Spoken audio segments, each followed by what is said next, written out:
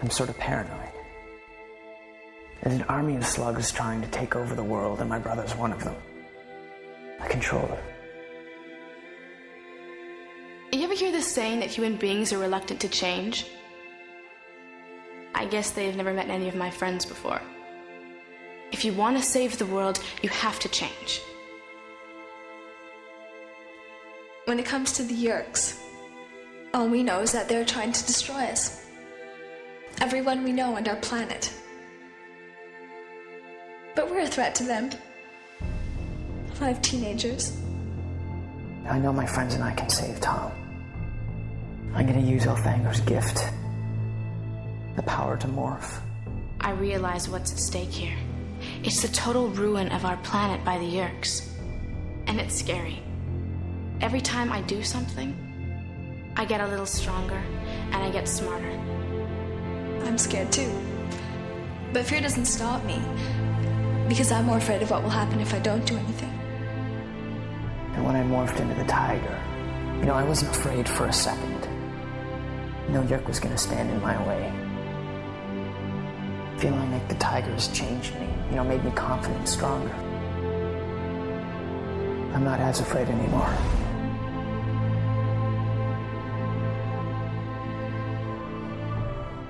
Welcome to Thoughtspeak, a podcast dedicated to the weekly discussion of K. Applegate's 1996 book series, Animorphs. My name is Coleman. And my name's Mitchell. I just want to jump right into what we're going to talk about today. Obviously, we're reviewing Book 9, The Secret. I'm sure that's why you clicked on this episode. Yeah, to hear some hot secret chat.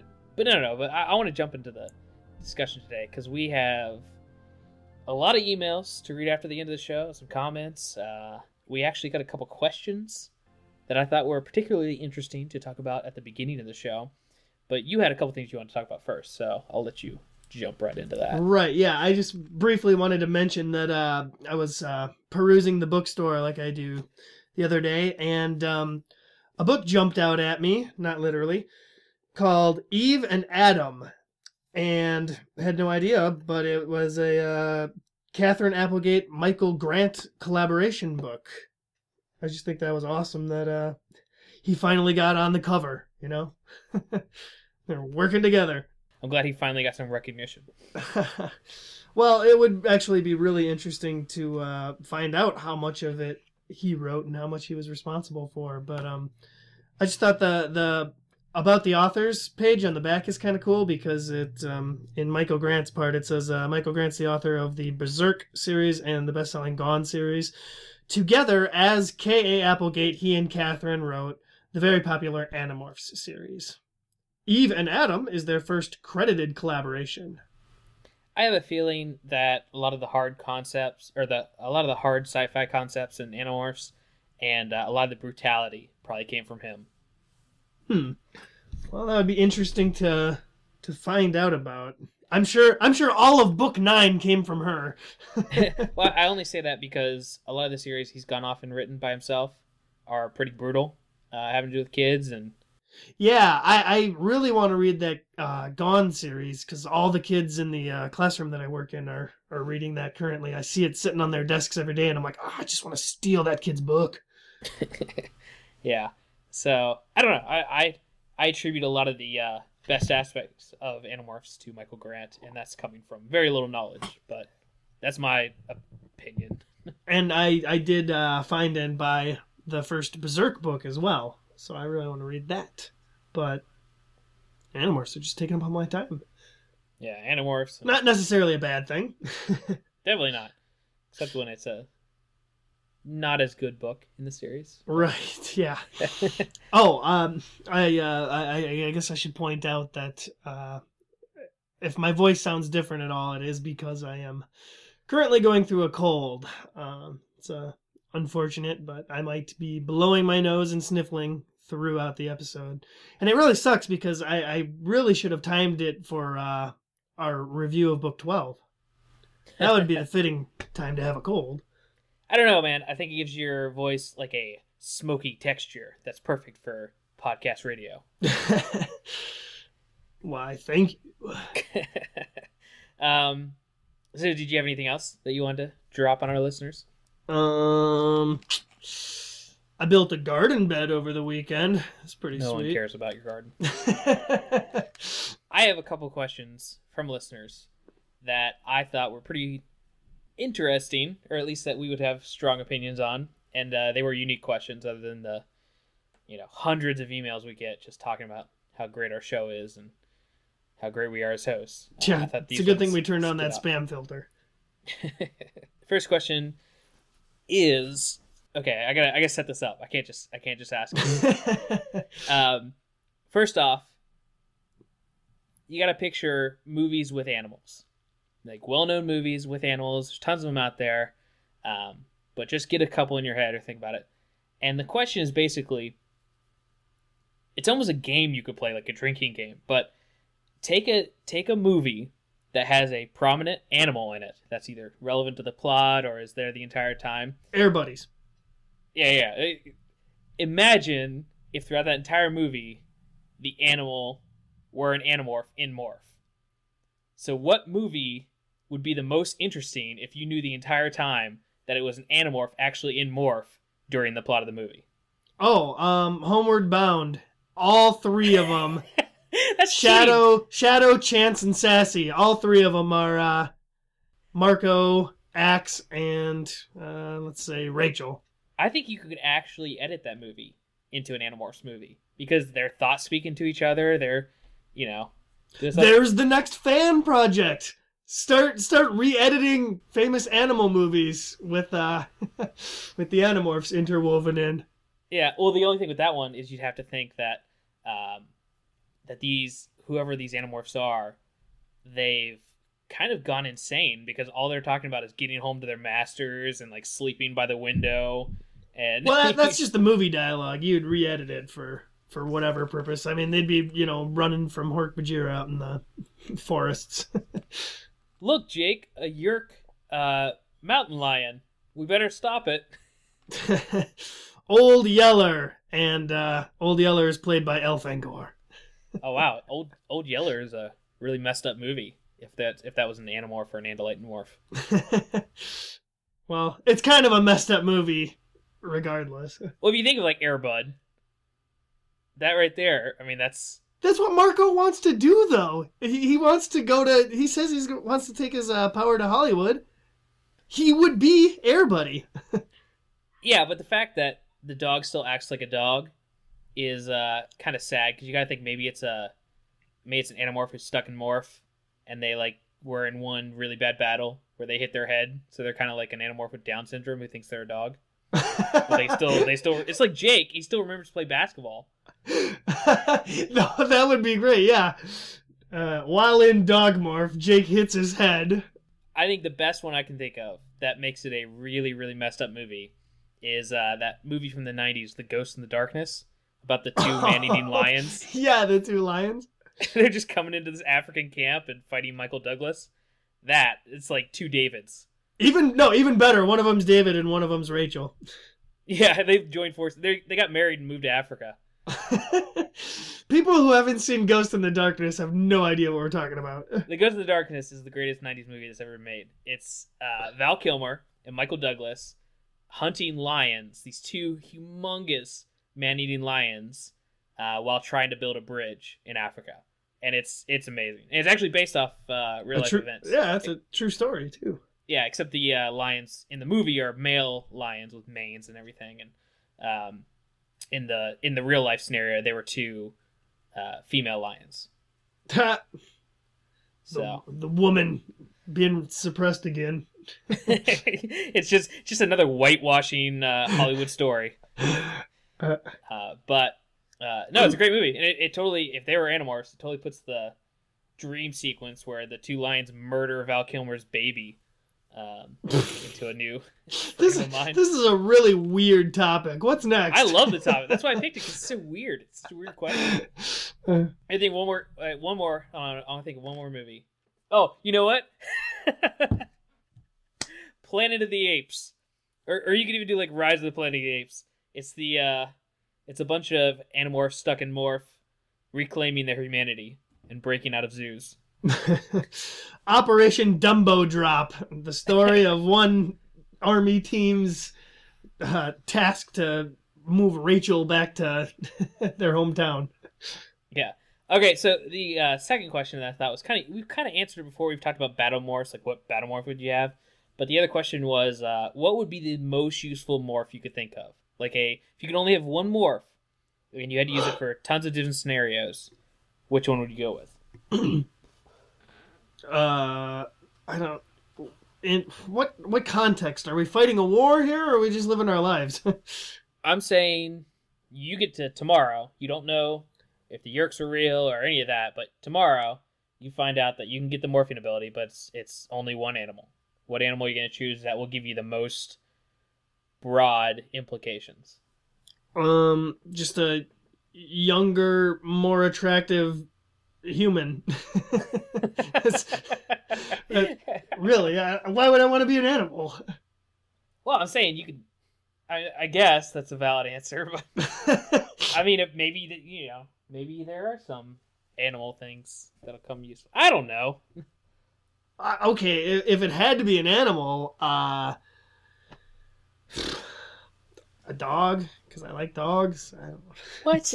How is it useful? That's a waste. Because if I lived with an owner like myself, I'd be well taken care of. So why would you want to be taken care of? What lifestyle are you trying to fit into? I don't. The kind where I'm a dog. Because I have to be one because you asked me. This is the worst answer I've ever heard to any question in my entire life. Hey, wait a minute. You did mention battle morphs, though, and I did get really bored at work the other day, and so I Googled the most deadly animals or whatever to try and figure out a good battle morph for me. I think I landed on one that I'd like. It's pretty original, too. I think I'd pick for my battle morph a Komodo dragon. What? I think it's badass. It is, but it can be fast, but you're limited in mobility as far as like climbing up onto stuff, and I don't know. That's just I guess it's pretty deadly, but you kill more people. Super deadly. Yeah, but it kills more people because of like lack of antibiotics nearby than. Well, I'm fairly certain the Hork-Bajir that I'd be fighting wouldn't be getting any antibiotics anytime soon. Whatever. I think I'd go with a large, like, puma or jaguar battle morph. By the way, do you know what the number one most deadly animal on our planet is? Yeah, mosquitoes. I go to Reddit, too. Well, good, but you don't know the other top 9. Yeah, it's mosquitoes, humans, snakes, sharks, and... Poison dart frogs. Yeah, poison dart frog. What? Really? They're in the top? Yeah, dude. Of human killers? No, just top deadliest animals. I never said human killers. I thought you were talking about that one Reddit post. It's just top 10 killer of humans. No. Yeah. Well, yeah. I mean the funnel web spider, the other ones. My point was that none of them were very effective battle morphs. A lot of them were snakes, by the way. And I thought, maybe a snake would be a cool battle morph, but. Really? I mean, you're too out in the open. You could die too easily in a snake. Yeah, exactly. That's why Marco's Cobra battle morph doesn't last long. If I could pick one morph and that's it, I would go with like an orca whale because that gives me all the range mobility that I don't have in my human body. I can go super deep in the ocean, do tons of stuff out there. You can go long distances. You can fight. You're an alpha predator in your habitat. I think that would be my top choice. Interesting. Was there another question? Mm-mm. That was it? Those are the only 2 weird questions I wanted to bring up at the beginning of the show. Oh, all right. Well, I guess we could dive into the discussion here. We could dive into it right now.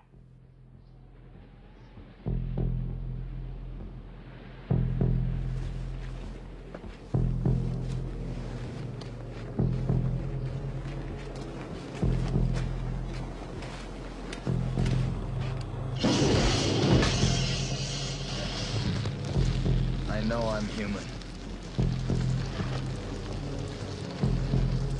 you were all these things, then you just attack me right now. So some of you are still human. This thing doesn't want to show itself. It wants to hide inside an imitation. It'll fight if it has to, but it's vulnerable out in the open. If it takes us over, then it has no more enemies. Nobody left to kill it. And then it's won.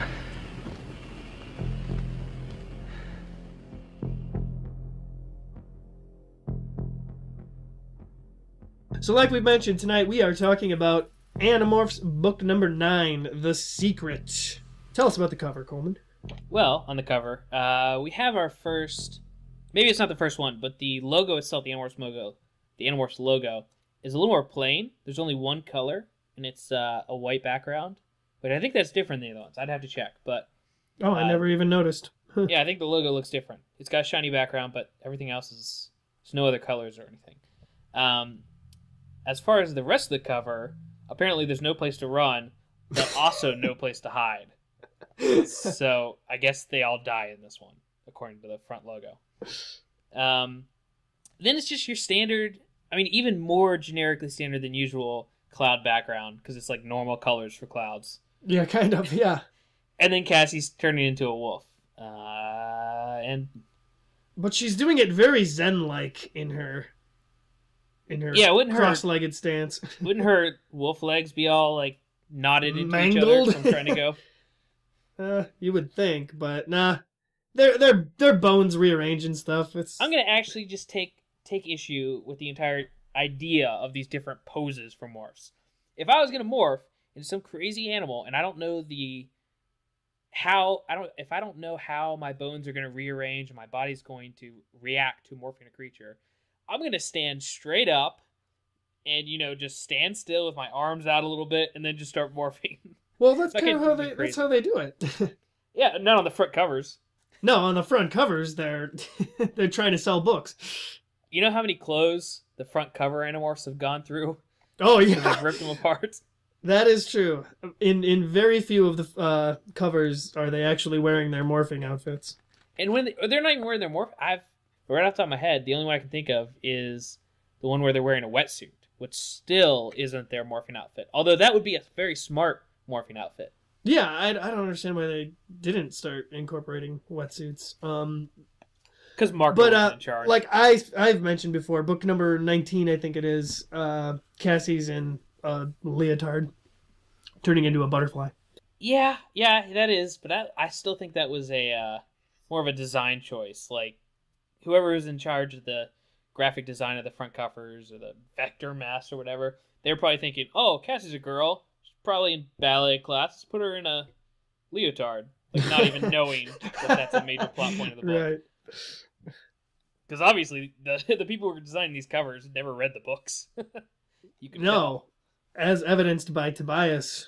I'm surprised every Tobias book isn't just him as a human on the front. Like, they don't even know that he's trapped in Oh, can we talk about... So, the title of the book is The Secret, but... Well, do you want to read the back of the book first? I don't have a strong feeling of really actually knowing what The Secret referred to. Hold on, you want to read the back of the book first? Oh, sure, why not? Let's see. There's something pretty weird going on in the woods behind Cassie's house, the place where Axe and Tobias call home. It seems the Yeerks have figured out one very important thing. Andalites cannot survive without a feeding ground. Visor 3 knows the Andalite bandits don't feed where he does, so there can only be one other place. Now, Cassie, Marco, Jake, Rachel, Tobias, and Axe have to figure out a way to stop a bogus logging camp. Because if Visor 3 finds Axe in the woods, nothing will stop him from finding the Animorphs. Do you think there was a joke in there with Visor 3 finding an axe in the woods? No. Oh. Because I never made that connection until you did. So, yeah. The Secret. What the hell is it? Maybe the secret is the fact that Axe and Tobias are hiding there. Maybe that's the secret. But I thought the secret referred to, like, Axe's feeding spot or the Andalite bandits' feeding place. Yeah, but it's not really a secret in the book because... Well, because we're in on the secret. If you go through the plot, the Yeerks, they set up shop in the woods. So they've discovered the secret, so there's no secret. Well, what if the Yeerks logging team is the secret? Because they're secretly Yeerks. I guess, but isn't that... but all the Yeerks are secret then. Then this is really just the secret series. And this is book number 9, Animorphs. I think this is one of the titles that they knew they were going to use. It's like, oh, mysterious invasion by aliens. One of the books, we got to call it The Secret. Right, yeah, and then they should have just called this one The Skunk. The Skunks. I was going to say, so obviously this is a Cassie book, and we are so obviously interested in Cassie books thus far. And here's the thing. So I go through the book, just like Mitchell does, and, we write notes, we log things that are interesting to bring up on the podcast. And I noticed when I was reviewing the book a little bit to refresh it right before doing this podcast, I noticed I had the first page marked, but I didn't see anything on there that was something I would note that's noteworthy. It was just, my name is Cassie, blah, blah, blah, her kind of reintroducing herself. I was like, why did I mark this page? I can't figure it out. And I thought about it, and I remembered I marked it because my initial reaction was I opened the book, I read "My name is Cassie," and I just went, ugh. It was just I had a literal reaction to starting a Cassie book. You had hoped for a second that, judging by the cover art, you had hoped that this was a story about a wolf that somehow learned to morph into Cassie. Yeah, I thought it was a new... And that was the secret. I thought it was a new Animorph. It was a wolf that got morphing ability. Wolfgang Puck. And he had to ask Cassie permission to morph into her. Right. So, my first note is that there are seriously 3 pages. The first 3 pages in this book are all recap. The story doesn't even start until page 4. Yeah, it's a hard recap right at the beginning. Unlike some of the other books, I try to weave it in. It was one of the most desperate attempts at a recap. Like, they didn't even care. I think Kay Applegate just had a story she needed to tell, and she's like, I could get this recap out of the way so I can get to this hard-hitting socio-political story. Oh, man. I just read my first line of notes here, and I totally forgot that as soon as the story does start, oh boy, we are in for a treat here. This book starts out with Cassie and Rachel in a classroom at school, and Cassie's trying to figure out why her stupid rat can't run this maze properly. And so, of course, Cassie decides to morph the rat to go into the maze and figure things out. Under Rachel's suggestion. But I do have one thing with this. This is kind of weird. So this is a makeup science project. Because she's been doing badly in school because she's so busy, even busier than the other Animorphs, because she's got Animorph responsibilities and the Wildlife Rehabilitation Center. Right. So she's got like a D in this class or something. She mentioned that she's going to. And no, I think she said she was shooting for a D. Yeah. So she's not doing well in class, and I don't understand the idea of this makeup project, because if it's a science project that she had to create and do herself, then why is she doing it after hours in the school? It'd be something you'd go home and do and maybe bring the results back or something. And if it's something that the whole class was doing, then why is her mouse in particular having a problem when none of the other class, had the same problem? Well, because as she soon finds out, her whole project was screwed up because of the ceiling fan or something. Yeah, but I assume that was on with the rest of the class. Yeah. Well, I thought it just could have been more clever if they had been like, oh, it turns out this rat we morphed has no sense of smell or something. I don't know. Yeah, I don't know. Anyway, they morph into rats, they jump in the maze, and like we said, they figure out that, oh, we can't smell because the fan's on, and it's ruining the project, and it's a variable, and blah, blah, blah, blah. And they're like, yay, we figured it out. Great start of the book. And a few seconds later, these two schoolmates, I assume, students come in, and their first reaction is like, oh, hey, a science lab. Oh, look, there's some rats in a maze. Let's kill them. Yeah, what the hell? Let's immediately kill these small rodents that are obviously a part of the school, and it's just these kids are sociopaths. Yeah, it was pretty bizarre. It was almost like Darlene's pool party all over again. Yeah, so I don't know what is wrong with the students at this school. But yeah, they try to kill him, and of course, they get away unscathed or whatever. But what is wrong with both Cassie and Rachel when they're just like, I know we're not supposed to morph for personal gain, but screw it. Jake will get mad. Let's do it anyway. Right, yeah. They just don't care at this point, really. Yes, they crawl around in these kids' pants for a bit, scare them off. And, is that what happened? I don't remember. Yeah, I've got it labeled as action scene / Cassie gets in his pants. And so the kids go running. They're scared for some reason that these rats can fight back. Oh no! It's almost like they have human intelligence. Yeah, this is just it's a really, really weak opening scene. Really weak opening scene. But luckily, as soon as it's over, we skip on over to a meeting at Cassie's barn where everyone's talking about their next mission. Yeah, well, Cassie and Rachel are the first to get there, and they're talking about clothes or something. And when Jake and Marco get there, they're having an epic argument over an age-old question that we've all asked ourselves at one point or another. Who would win in a fight between Spider-Man and Batman? What's funny is that the answer to that has already been discovered by this YouTube series called Death Battle. Oh, really? They did one? Yeah, they did. Spider-Man versus Batman. Who did they say would win? I don't remember. I think it was Spider-Man. Well, who do you think would win? Spider-Man. Why? I don't know. Let me bring up the Death Battle video and we'll see. I'm just saying, I'm a big fan of Spider-Man. That's a good guess. I mean, he's super strong. He's got spider sense, all that stuff. But Batman's killed Superman, basically a god. So I think his intelligence and cleverness are enough to take down some high school. No, I think it had to do with the fact that Peter Parker is more intelligent than Bruce Wayne. He's actually smarter, so he's able to outsmart him. He's into science and stuff, but Bruce Wayne has designed half the Batmobiles. I mean, they're as far as a scientific level, they're probably on the same page. No, I don't think so. I don't know. Either way. I could be wrong, though. It was a while ago when I watched that. Go to YouTube and type in Death Battle.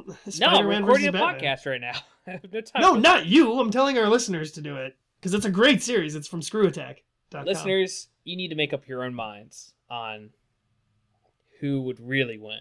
No, I want to become partners with ScrewAttack.com right now. I'm sure our fan bases are crossed. They can fund our podcasting network. I would love that. What were we talking about? Oh yeah, The Secret.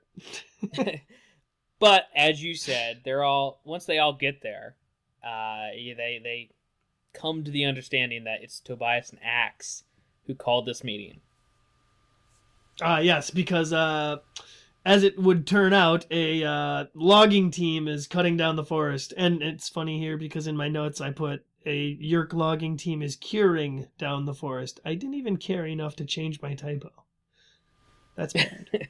I'll tell you this. This is really sad. So I'm pretty organized, and I care about this podcast and doing it well. I've taken some pretty hardcore notes throughout the series so far. This is where I stopped taking notes because I was bored. Wow. Well, it's all right. We've got mine to power us through here. No, I still remember the plot. I'm just saying I was taking detailed notes, making sure I knew everything that was covered and I could talk about it. But I couldn't take any more than this. After I'd already read the book once, and so skimming through it again and writing detailed notes, I couldn't do it. I couldn't handle it. But it's all good. So as you said, Tobias and Axe, they tell him about this logging company that's up to no good in their forest, forest, the national park forest, and they've gotten this contract to possibly start logging in this nationally protected acreage. And Tobias and Axe thought that was strange to begin with, but they also thought it was strange that the main building of this logging company has a force field around it. Yeah. That raised their attention. Kind of a dead giveaway. Did they say how they saw the force field? Tobias mentions that he saw a bird fly into it. That's how they test everything in the Animorphs universe. It was probably Tobias himself who flew into it, but he didn't want to embarrass himself, so he's like, yeah, some dumb freaking bird flew into it. Kay Applegate's he's a sadist, because you have giant invisible tanker flying through the sky, better run some geese into it and break their necks to, move the plot along. At least she has the decency to use different birds each time. Oh, she's just wiping at them one by one. Species are going extinct in these books. That would be a good book series. If it was like towards the end of the world and there's Animorphs and they're actually acquiring animals before they go extinct to preserve that species. No, because then that turns into a fanfic about Animorph mating and breeding. No. Oh, get this. Okay. Post-apocalyptic world where the Yeerks won. And everything's wiped out, but the Yeerks were defeated eventually. And so humans are just there. And there's some other new alien enemy or something. And almost all of the animals on Earth are wiped out. And so the only thing the new Animorphs have to go on is these DNA samples that were preserved in that Norway. That seed preservation in Norway. It's an underground bunker where they preserve seeds. For plants, though. No, but they also have DNA of some extinct animals. Oh. So having the Animorphs, these new Animorphs who've never seen these animals before, they just pick up like in Jurassic Park, like these little vials of DNA, and they're just like, a tiger? I guess I'll try this one out, guys. And then they're experiencing the morph and the animal for the first time when they morph into it. That'd be cool. It'd be like Pokemon. How would that be like Pokemon? I don't know, because they'd be like, I don't know what this creature is. I'm going to capture it to use in battle. You pull out a Pokedex. I'm gonna need you to guide me on the rest of the story here, but What? I hope not.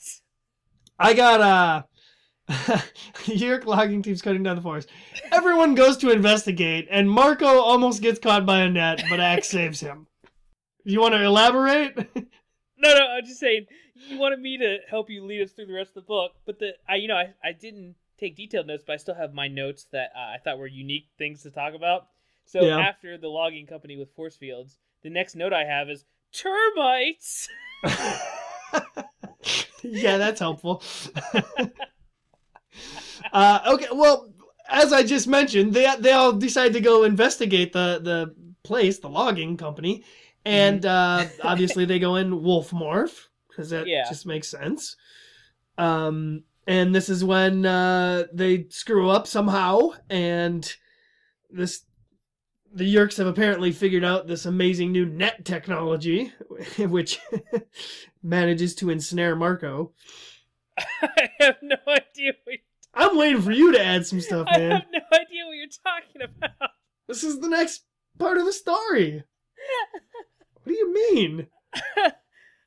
Okay, hold on. This is a disaster. This book is a disaster. Well, I mean, literally, I read this book last week, and I've got a fairly good memory for books I read, especially Animorphs books. I don't remember half of what goes on in this book. Neither do I. I just have my very, very vague notes. Oh man. Okay. Well, we promise this isn't gonna happen with every not great book we read. No, it's just because this is like the only stuff I even cared to write down about this book. Well, let's go through that. That's fine. Even if it's not super detailed, we can go through it like that. All right. So Marco is in wolf morph, caught in a net, and Axe shows up just in time to save him, and then they see some skunks while they're running away. That might have happened. I know that all the controllers were going crazy and shooting forest animals, and of course that angers Cassie. Well, yeah, as it always will. She gets mad and she's running away, and she sees the mother skunk get killed. Right? No. Okay. No, not at all. I'm desperately trying to rewrite this book in my mind. Because the very next chapter in the scene goes to Cassie talking to her dad, and he gets the call about the burned skunk on the highway, and he goes with her, or she goes with him to pick up the skunk because it's not dead. But it is related to the Yeerks firing Dracon beams at all the animals. Yes. She mentions that it's got a burn, and even her dad is like, I don't know what could have done this. Oh, this episode is going to be hilarious to edit to try to make us sound like we know what we're talking about. No, you don't even have to do that. I think it's quite clear that we don't know what we're talking about. No, I know. I'm going to leave that last part in. I'm going to edit out this because I think the last part's funny. Oh, sure. Me saying that. So Cassie just goes to pick up the burned skunk with her dad. I said so, like I was about to lead into the next plot point. Yeah, were you? No, I wasn't. I figured. So that's the scene, man. More termites and attack the force field lucky company. What? No, okay. So, you should pull up my Evernote thing. That's what I'm thinking about doing it now, except I have my phone charging. I really need to charge. You have no idea. I will talk about the next thing. Okay, I'm going to bring up the Serapita summary and see if that helps. Oh, sure. Go for it. The very next thing to happen of any significance in the book is the Animorphs decide to meet at the mall. Because they like to change up their meeting places every so often. That's not changing it up that much. Right. Well, kind of. I mean, besides meeting at any of their houses, where else? Yeah, but they go to the mall like every 5 seconds. She specifically mentions that they try to make it look random, so they all come like separately. You know. Yeah. How about here's a new rule for the Animorphs. Let's not have our meetings at places that are known Yeerk pool entrances. That's a good point. That would be my first rule as an Animorph. Dude, what if, why didn't the Yeerks ever, get a little creative and start installing, like, X-ray body scanners secretly in the mall? Do you think that would tell them somehow if they were, well, no. No, because there's specific points where they can detect morphs. What they could do is just like, like a security guard or a halfway, reasonably intelligent, security company. You could put cameras in and then just see what people are doing. And I think you'd pick up plenty of footage that would show you who the Animorphs are if you just recorded everything in the mall. It's possible. Freaking Rachel jumping off balance beams into the arms of a hawk every 5 seconds. The Animorphs are meeting at the mall to discuss how they are going to get into the camp, surpass the force field somehow, and figure out how the Yeerks are going to get permission to start logging, because that's the big question right now. Yeah, and they decide based on who brings it. Jake brings a termite. Yeah. Yeah, and that's when they decide to use the termite to get in, which we have to talk about this. I mean, I actually, as opposed to Mitchell, I think this is actually out of character. I think this is actually breaking my immersion with this book, and I don't think after the Antmorph, I think that terrified them so much and traumatized them so much, they would do nothing that's similar to that at all, and the termite's pretty damn close. Yeah, well, they do mention, ants, and they do give it a little bit of talk, and I one of them points out that they're not exactly the same as ants. Somebody thinks it's a good idea. I just don't think they'd do it. I think there would be enough of them that would just refuse. And Jake points out that he even brought a termite in a little vial, and it's one from the exact same colony that they will be trying to break in through. Tobias managed to bring them this termite, I think. So it's like, at least they're taking that precaution. Yeah. So after they do that at the mall and they meet up there, they go about they separate for a little bit, and Cassie goes back home to help out more at the Wildlife Rehabilitation Center. And she is with the skunk that they picked up on the side of the road earlier. And she's, she figures out that it's a mother with babies. that probably won't be able to survive on their own, and she goes ahead and acquires it. Yeah, she loves the skunk. Why do you think she acquires it so early, though? Like, before knowing that the babies are out there and stuff. Do you think she just wanted a skunk morph? I'm not sure. I'm not sure what really compels I'm sure her the to do book that. flat out gives a reason, but neither of us are able to remember it. Nope. She wanted the skunk. I think she intended, she fully intended the entire time to go do what she ends up doing and trying to nurse the little skunkies. Yeah, I guess. But she meets up with everybody, and they head out. I want to point out specifically that they meet up at 3 o'clock in the morning in the forest. Yeah, well, hey, if you're going to do a top secret mission, that's a good time to do it. Pretty much. But they get to the force field surrounded compound, and they decide to do some kind of distraction based on what Axe is telling them might be a way to go about it. Oh, but you totally forgot to mention that on the way to the camp, Cassie locates the skunk babies. I didn't forget to mention anything. Super important. That's incredibly important, but it's not my fault.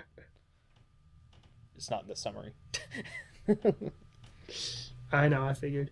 And, yeah, so like you mentioned, once they get there, they decide to draw straws, actually, to decide who's going to be the distraction. And it's almost kind of humorous because right off the bat, Jake is the one who draws the short straw. And no one was really expecting that.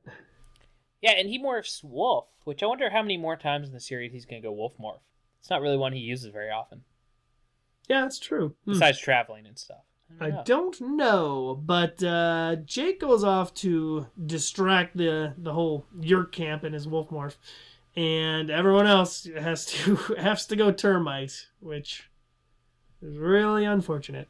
It's interesting though because they're terrified of this morph, what it'll be like, and when they get into it, they're calmed down because there's no instincts, and they're like, "Oh, this isn't too bad. This might be a good tiny morph to use in the future." We were worried for nothing. And they couldn't be any more wrong. Yeah, they start kind of walking away, and they're walking towards kind of like a far-off voice that's calling to them, is how they describe it.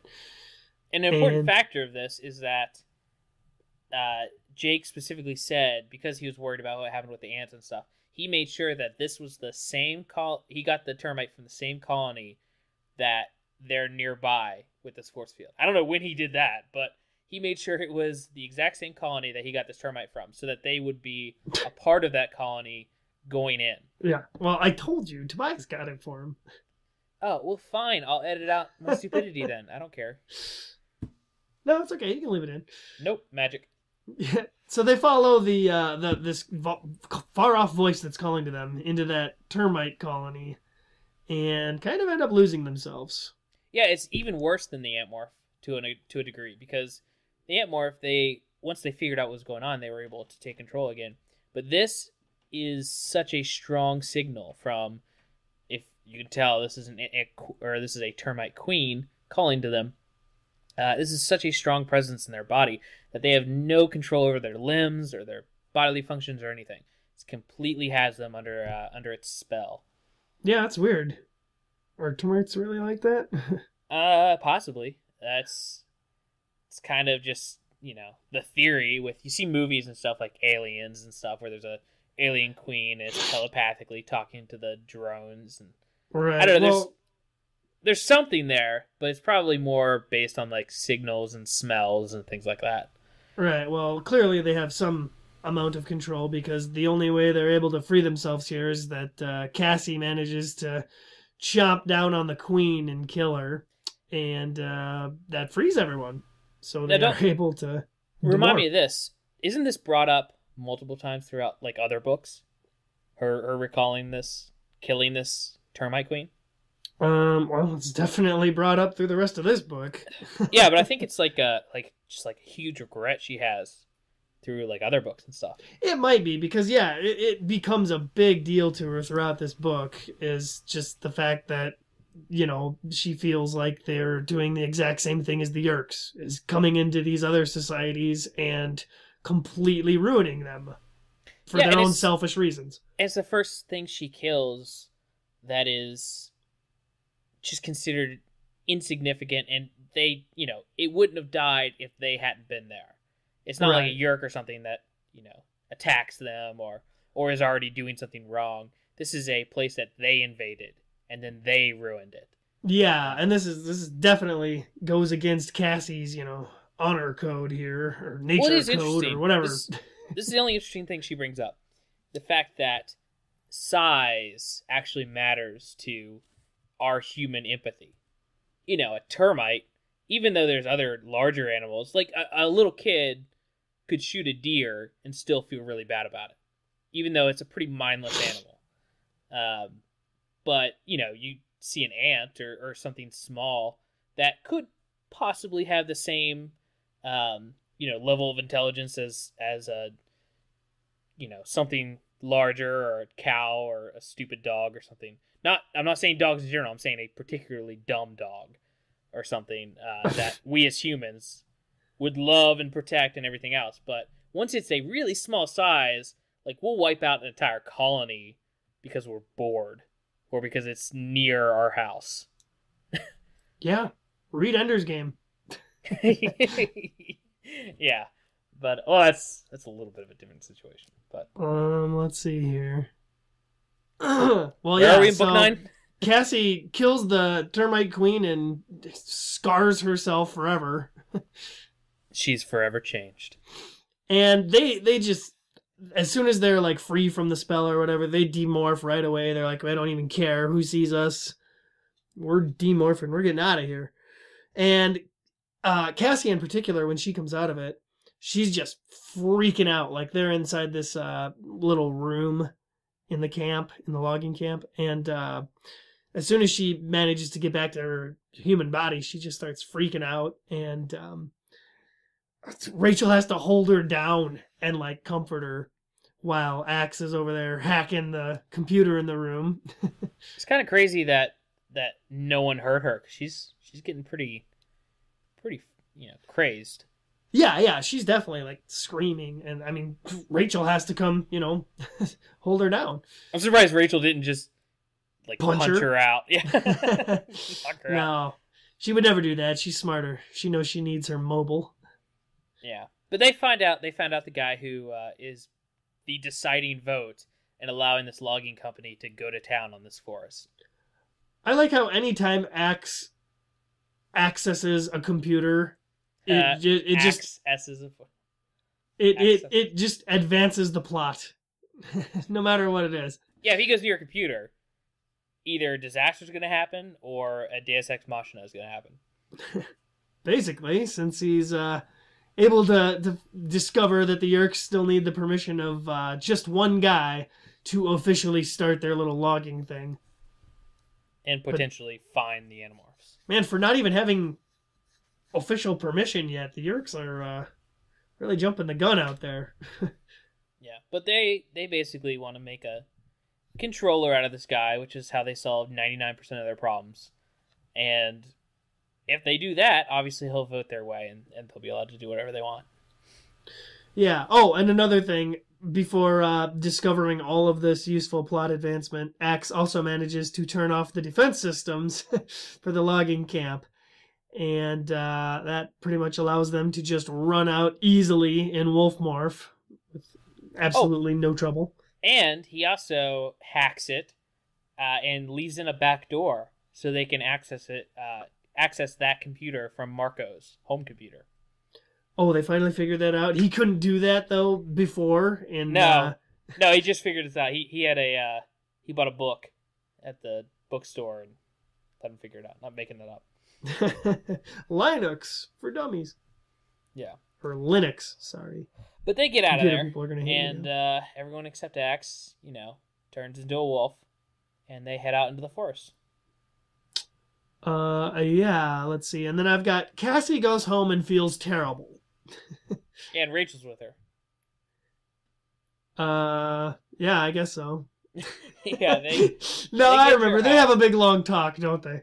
Yeah, they sneak in, and Cassie can't stop thinking about what happened to the termite chamber and how violent nature is and her part in it and how she's really an animal. And I'm sure Rachel's just like picking her teeth with the bones of whatever she killed. I will say that any animal lovers, nature lovers, people like that will probably enjoy this book. I'm sure when I was a lot younger, I enjoyed it more.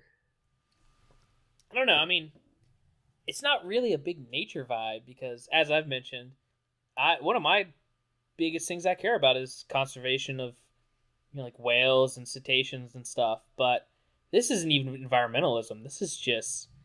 No, it is. It is, and it's all about logging.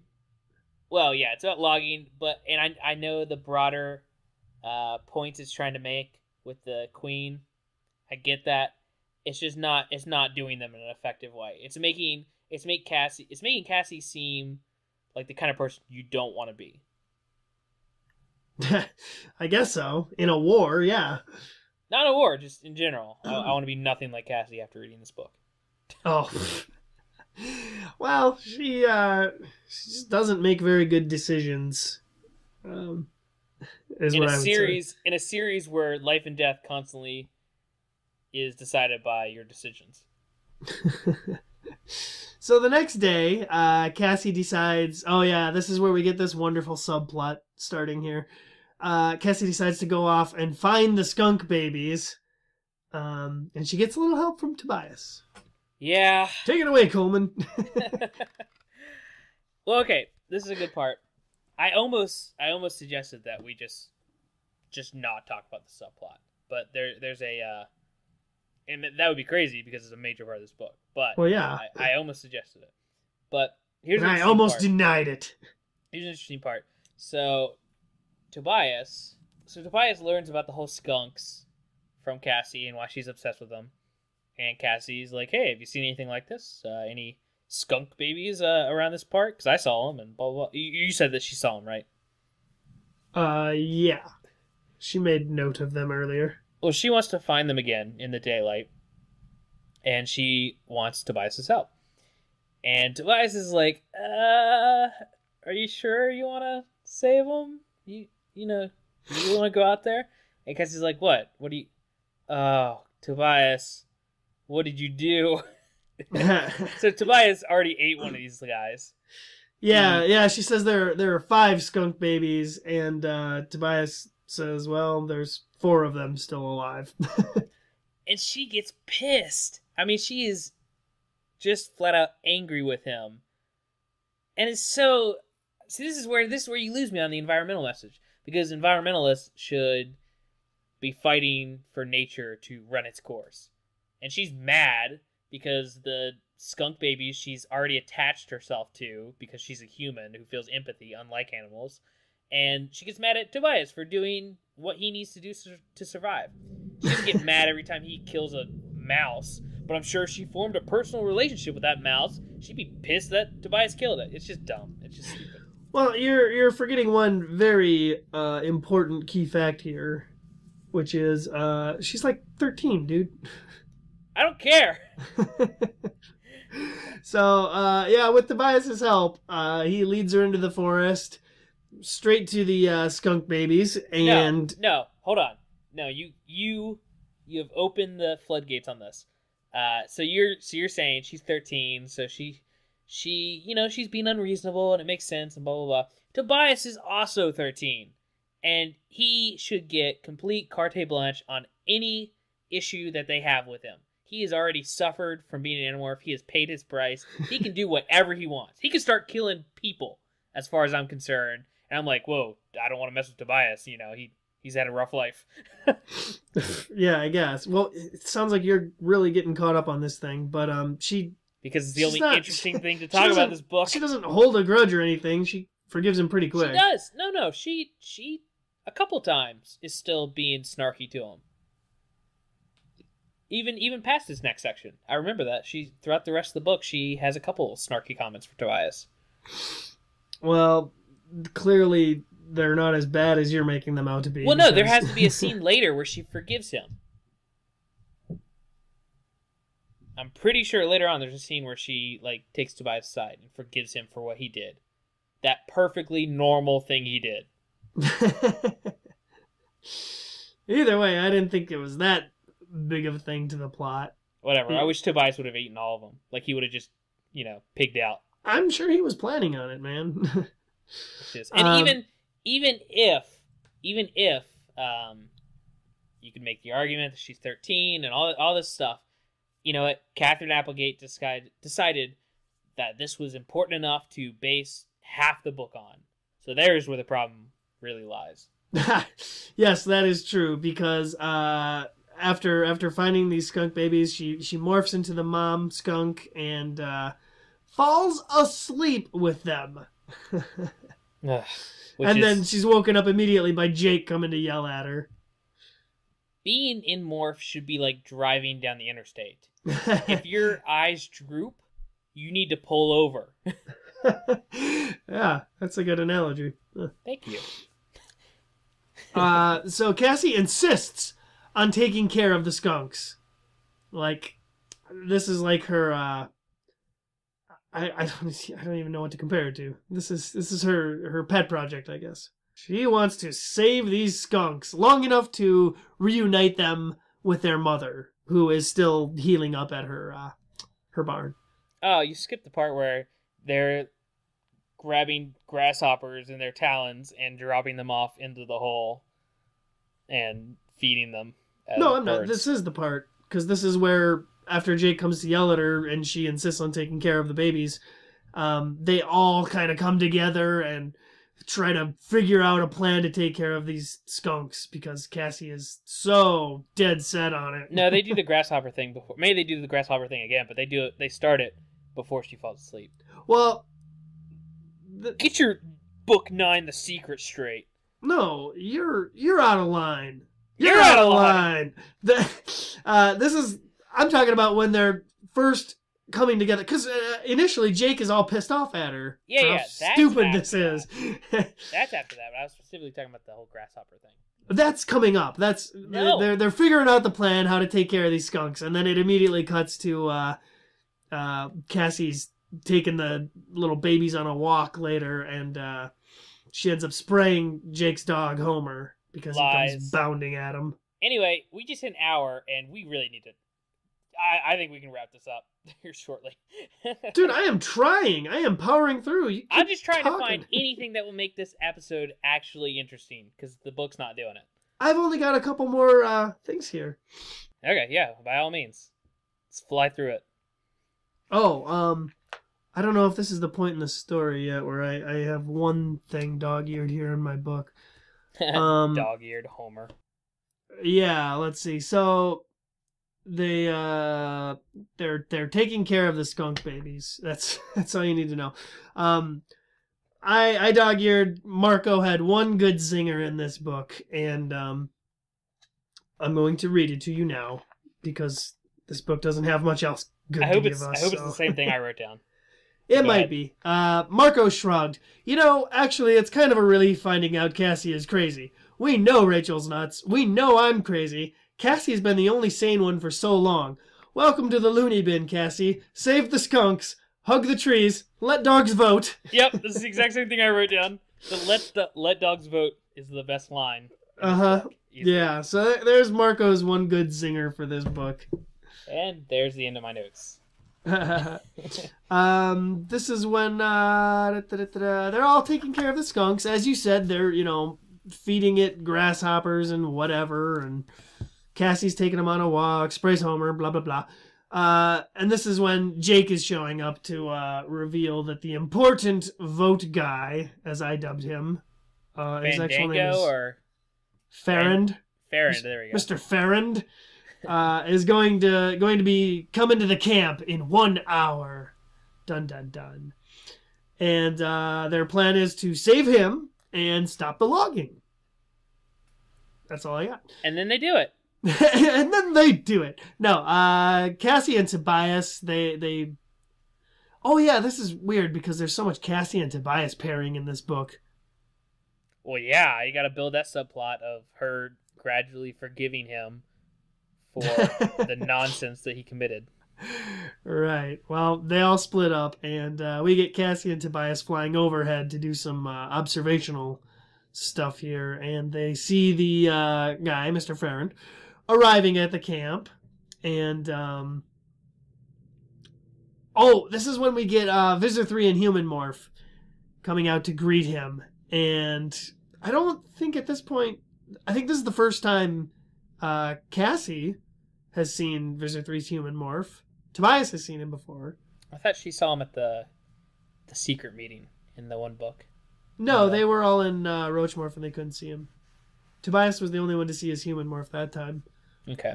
And I'm fairly certain, because she mentions he looks bad, kind of like how they always say about Visitor 3. Yeah, I mean, I wonder, okay, so I can justify Visitor 3 showing up at a lot of these places quite often. This one, I guess it still makes sense. This is something straight up related to catching the Andalite bandits, so it would make sense that he'd want to supervise it. But I know that's the problem a lot of people have, is Visitor 3 showing up on every occasion. Yeah. Sometimes it's kind of out of left field and convenient, but I don't know. I guess this works. This logging thing's a pretty big deal, apparently. Yep. It's funny though. Visitor 3 immediately just kind of bitch slaps this Farron guy and takes him into custody here. And this is when everyone, don't they put him in a box again? Yeah. Well, all the Animorphs attack, and Visitor 3 smacks Farron out cold, and somehow Cassie ends up knocked out and captured as well in this scuttle. Yeah, she gets hit by a bullet in her wing.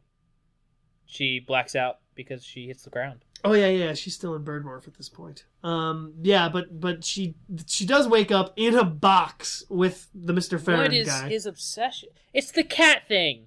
That's what it is. He's obsessed with cats. He loves cats, and so that just the next thing on the list is to be obsessed with boxes as well. He's capturing Animorphs and throwing them in boxes. That's true, and they're always there. He goes out of his way to make sure they're not transparent boxes either. How many Animorphs has he lost to boxes at this point? I mean, he's like a person moving. They put all their stuff in a box, and when they get to their new place, they're missing 14 items that they knew they packed. He's losing Animorphs. Everything has somehow slipped through a Sario rip and ends up back in time. Let's see. Cassie's a bird in a box with an unconscious Mr. Farron. And this is when she comes up with a grand plan to demorph quickly and then remorph into her new favorite battle morph, the skunk. Okay, I have one defense for Visitor 3 darkening these boxes. It's dumb in the sense that he can't see them morph and see if they're trying to escape, but it's less dumb if you approach it from the angle that he thinks they're Andalites. He's not trying to catch them morphing so he can see that they're humans. That's not even on his mind. So, right, yeah, that's true. So by darkening it, I guess he's trying to make sure that they don't see what he's doing. But yeah, it seems like this could be solved by, one-way glass or the Andalite equivalent. Well, and also I think he is under the assumption that a captured Andalite bandit is not going to demorph to give him another Andalite host body. So that's true. I think he doesn't care. He's like, whatever. Couldn't he just throw the Yerk in the hawk, ear? No, it's too maybe. Small. No, it's too small. So this is when Cassie morphs skunk and decides to blast everybody with her skunk butt. A valid option. Yeah, and then this is also kind of where the plot just jumps the shark, and here's where it jumps the shark. Well, sort of, because they decide to, for one thing, she defeats Visitor 3 with smell, and for another thing, they deal with Visitor 3 to let Mr. Farron go in exchange for the cure to this terrible, terrible smell. Wait, you didn't mention that they're on their way into space when this is happening. No, they're not. What are you talking? Did you pull up the right summary? This isn't where he's going away. What are you talking about? Well, and he's but on a spacecraft. Oh no, sorry. When they threaten him with, the secret of getting the stench out. They say it's going to get stuck in his spaceship. Yeah. Yeah, they say it'll ruin his spaceships. That's part of the threat. Well, yeah. The threat is, man, this smell is really going to make your life suck for a very long time. So, of course, Visitor 3 has no choice but to, and this is why it's dumb, because any human controller there is going to know, for one thing, the classic remedy of tomato juice for curing skunk scent. Yeah, or, if you ever watch an episode of Rugrats, all right, you know what's going on. You know how to get rid of this. Sure. Or knows how to use the internet to find a cure for it. Well, dude, it's 98, all right? Knows how to check an encyclopedia. Yet. Knows how to pull up their Microsoft Encarta disc. Their Encyclopedia Britannica. Yeah, but anyway, so this is why it's dumb. Is they give in to their threats here and call off the logging plan for no good reason, and they let Farron go. Get the stench out. And then it cuts to, sometime later they make sure that this Mr. Farron gets to a hospital. And then they all have a good laugh about how they told Visitor 3 to bathe in grape juice instead of tomato juice. Oh, so, those wacky kids. Big funny joke moment here. Yep. And that's how it ends. That's the end right there.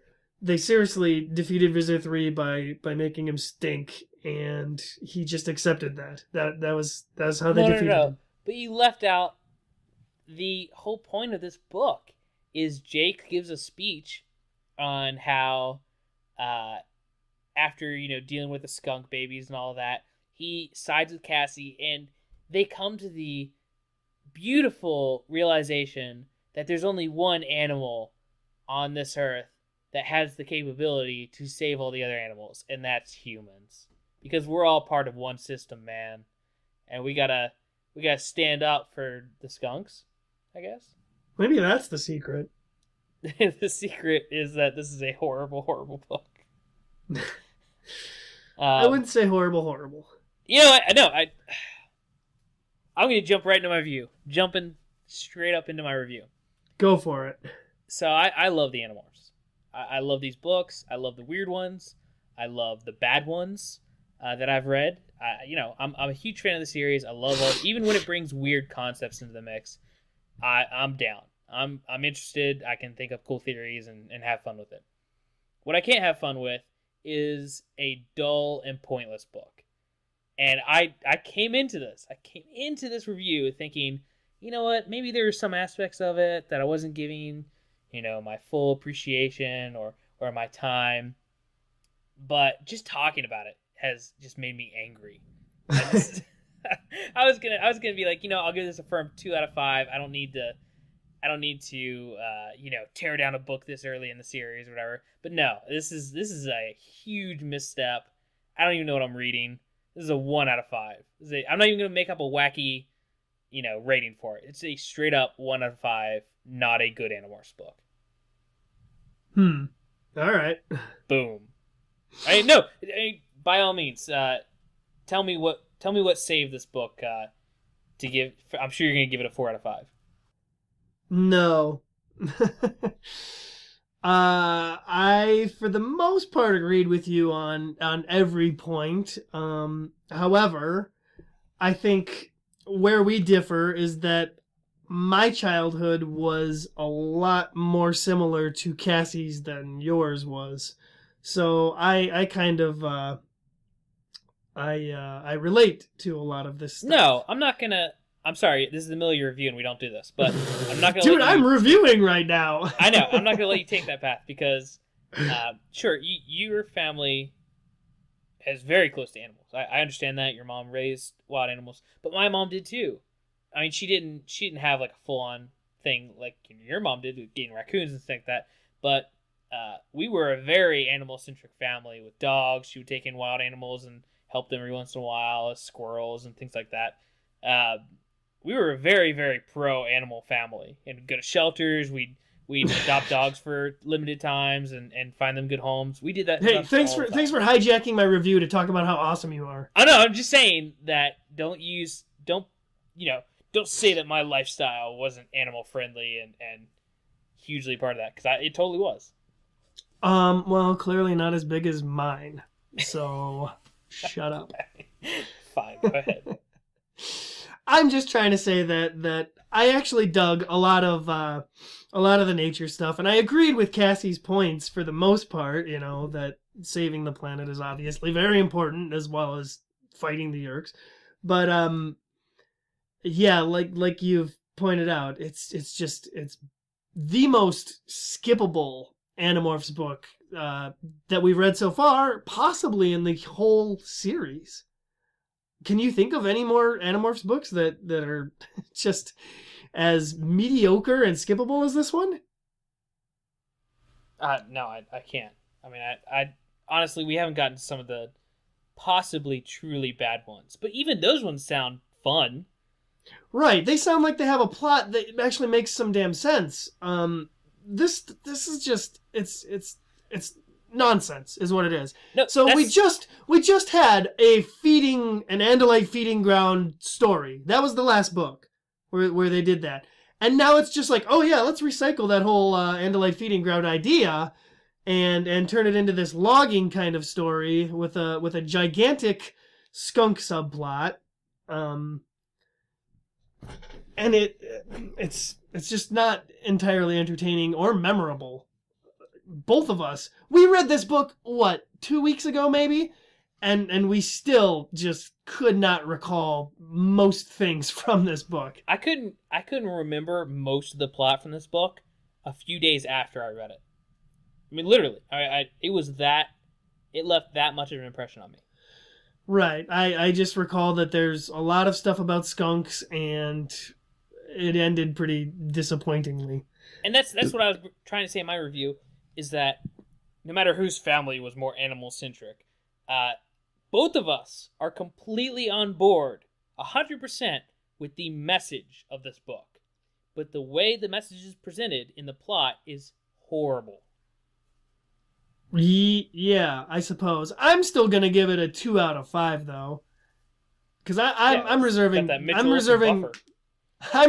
ones for books that I actually felt like they angered me a little, and this one didn't anger me. Like, I mean, as I was reading it, I was like, yeah, whatever, this is entertaining. It's Animorphs, so it's gonna be at least somewhat entertaining. It's just when it's done, it's like, okay, shrug, move on to the next one. It just seems like Animorphs filler, really.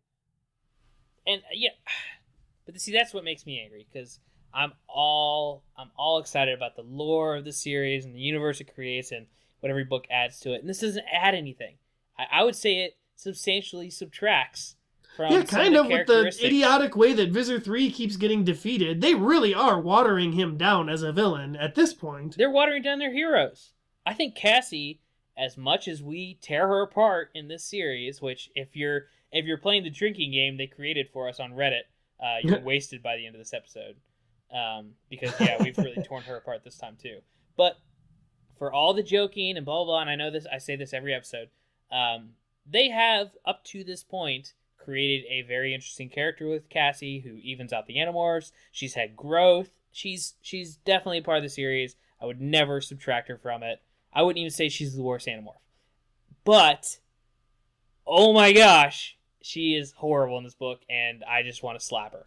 Yeah, I don't know. She needs more character growth in different directions than I love Animals in Nature and Jake.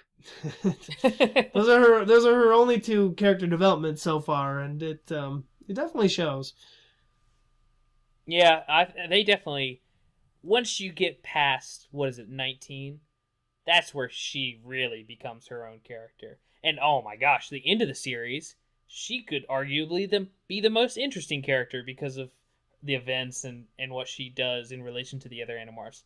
So she's not a bad character, and she has to be a part of this group.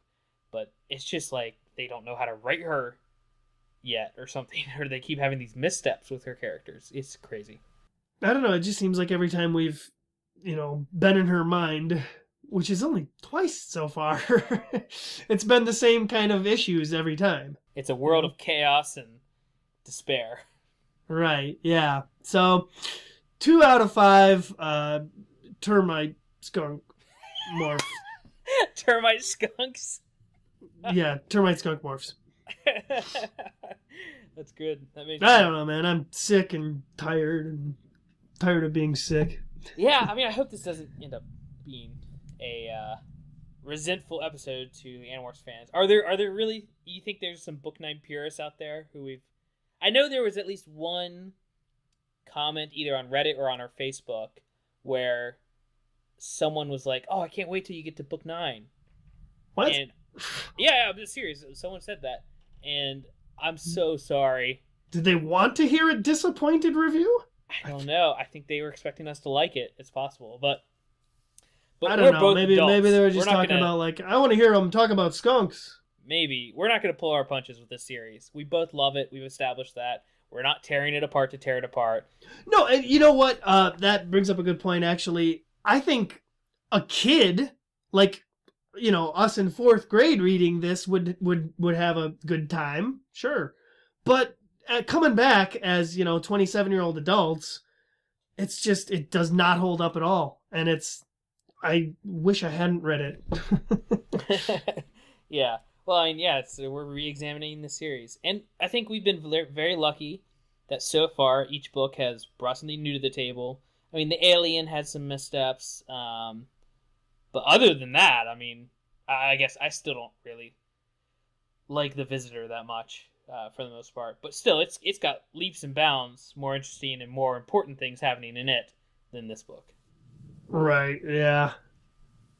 So that's our reviews. 1 and a 2. Yeah. I wonder what the first book for us both to give a 1 will be. I don't know. Although I will say next week's review is going to be awesome. I am crazy excited for next week. Yep. That'll be a good one. And in fact, the one after that will be a good one too, The Forgotten. So I don't know what's in book 11. Well, it's pretty enjoyable. Let's get to some emails, all right? Yep, let me bring them up.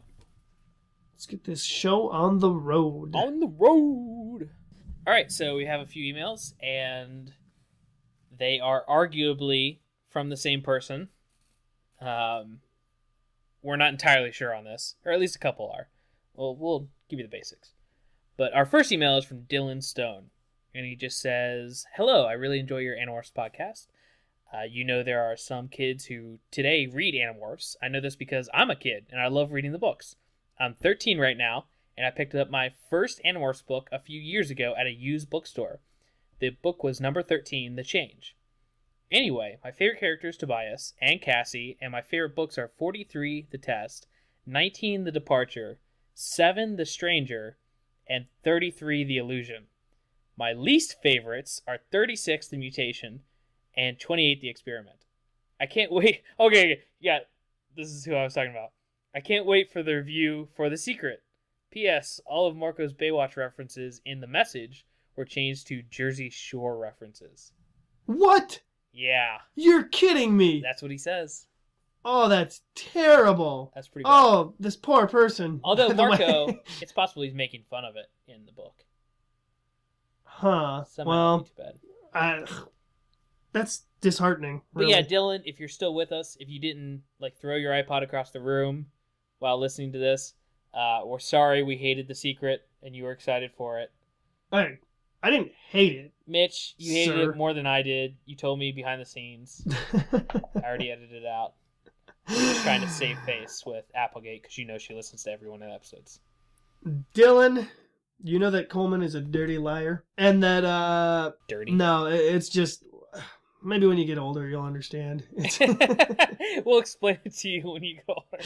No, but no, I think that's awesome. That I wouldn't have even expected that a 12 or 13-year-old now, when the books aren't really being super promoted, that they would still be being picked up and bought. Well, see, this is exactly what I'm talking about, though. This is a younger reader who very clearly enjoyed the book. So, obviously, I think we're just being snooty. Yeah, it's possible. But I don't think we're being that snooty. I think even someone younger can pick up on quality and how like some I said, books it's a fine story. It's just not important to the Animorphs. Argue the fine story part, but that's just me. All right, so now this is going to be a little dicey, but I have 2 emails here. One from a Dan Zander and one from a Dan Alexander. And then we also have some Reddit comments under the same name that this Gmail account is linked to.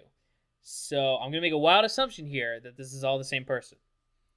And he says in his first email to us, Coleman and Mitchell, I just recently got into your podcast, and I've been marathoning through episodes all week long. I've been a devoted fan of the Animorphs series since it first came out in '96, and I've not missed a book until it ended.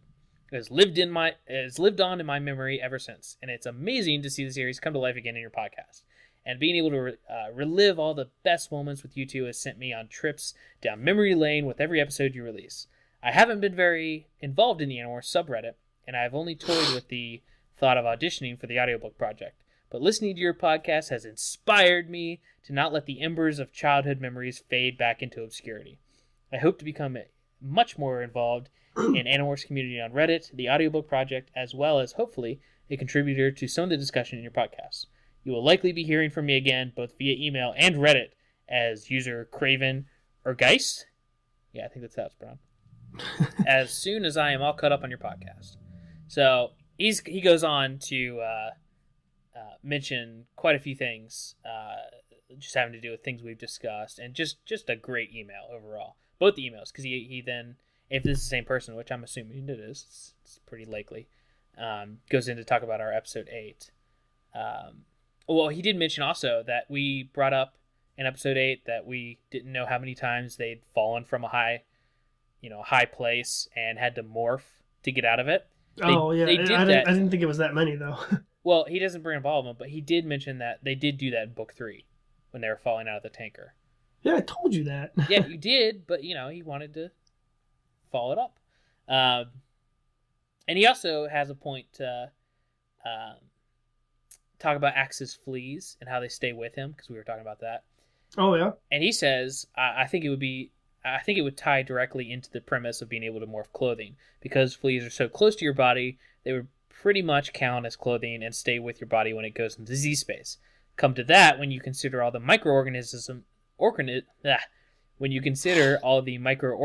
living inside your body that are not part of your genetic makeup. By necessity, these creatures would have to stay with your body when you morph back.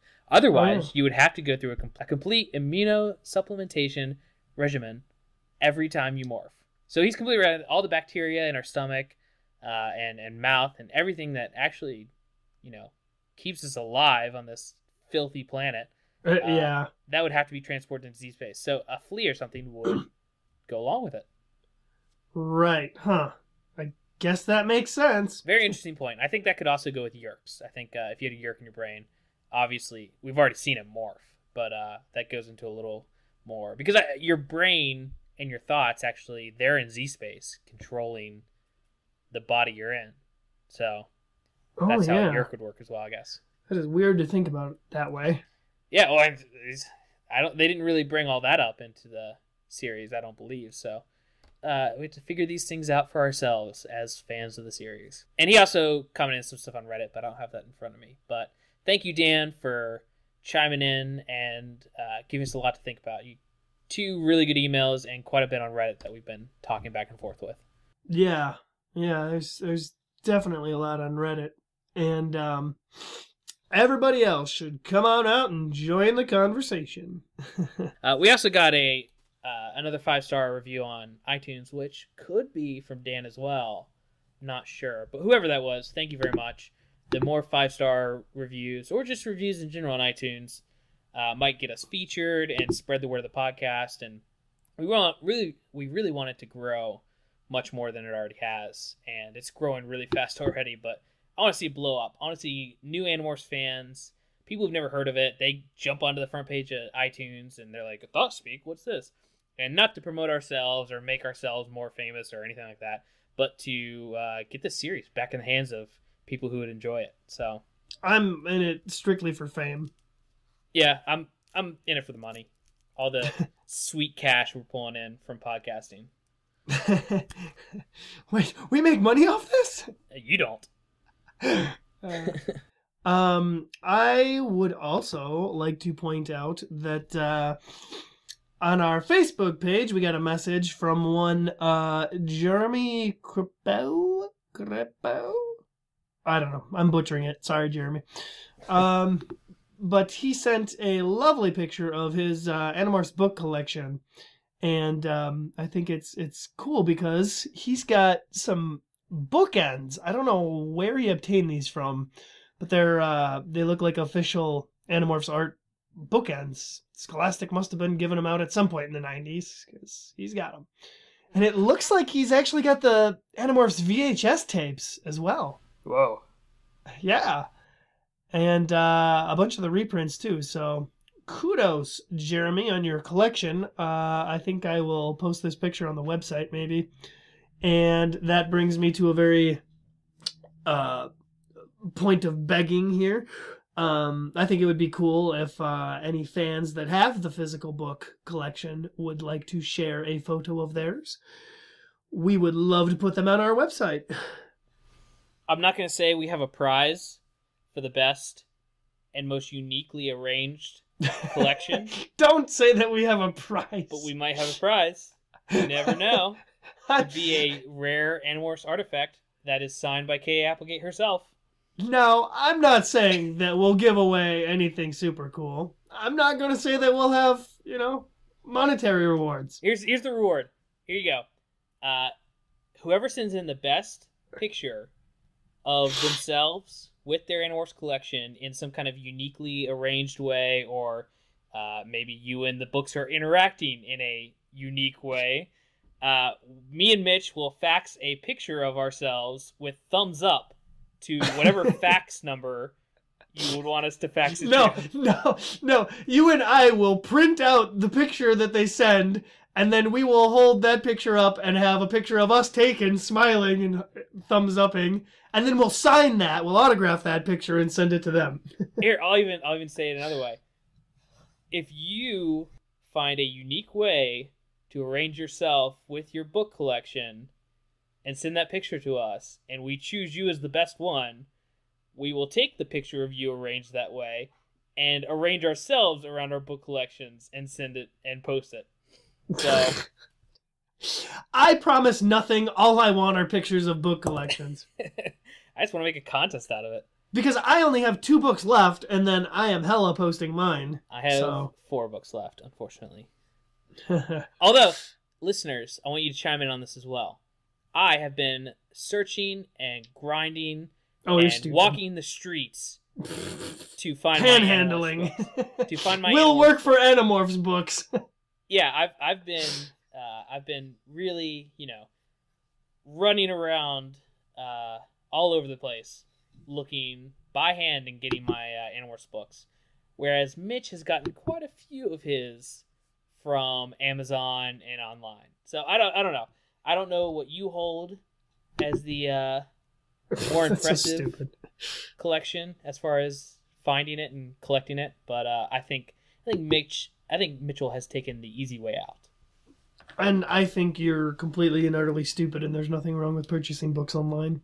Edit it out. You're edited out of this podcast. It's just going to be me talking and then silence and then me talking. Don't care, lol. And it's going to be, oh wow, now you're definitely edited out for saying that. All right, well let's kill it. This is it. This is the end of the number 9, The Secret episode. Yeah, so that's our review for Animorphs Book 9, The Secret. Come next time for Book 10, The Android, a much better book. One that I'm super excited to read, in fact. I want to read that book. What? Oh. Book 10. Okay. Go for it. All right, well, thanks for listening. You can find more ways to listen to the show by going to Thoughtspeakcast.com. Follow us on Twitter at Morphcast, or like us on Facebook. Send us your thoughts on an upcoming episode by emailing us at thoughtspeakcast@gmail.com, and we'll read it on the air, as we've done today. Finally, reviews on iTunes really help out the show and attract more listeners. So anything you can do on that front, we really appreciate it, and I can't stress it enough. The more popular this gets, the better the content gets, the better equipment we can get, the longer we'll do this. So we hope to finish the series, but we're very busy people, and we want to see that you guys are committed to it too. So get on there, get on iTunes, drop us a review. Yeah, and pictures of the book collections. Let's see them. Anyway, so thanks again for another great episode. I hope we haven't, torn this one apart too much, that people don't get pissed off. I doubt it. But join us next time for the awesome Android. Thanks again, everybody, and have a good rest of your day. That was a dumb ending. Take care. Have a good one, everybody. Peace.